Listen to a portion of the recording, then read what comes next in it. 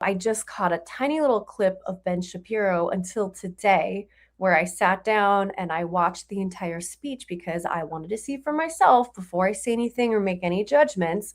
I wanted to see, okay, what did he say that was so bad? And, I have to be very careful with what I say here because Steve Bannon, I will always be on Steve. I will always have Steve's back, but I didn't understand at the time. I was sitting front row during Steve's speech, and Steve had some very strong things to say about Ben. And at the time, I hadn't heard his speech yet. So I was a little bit confused.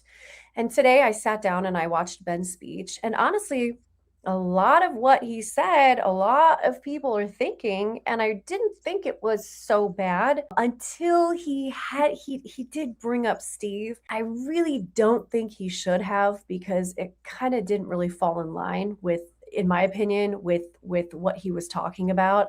He was attempting to link Steve with Epstein, and Steve and I have had conversations about the fact that Steve did an interview with Epstein, and I don't think he ever ended up releasing it, but it was years ago.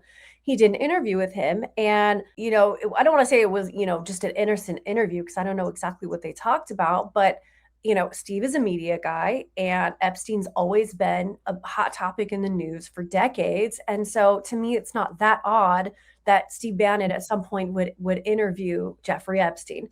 So I was a little bit thrown off when Ben brought that up. I'm stuck between a rock and a hard place because I see the good points in each one of their speeches. And so, I'm a very point by point person.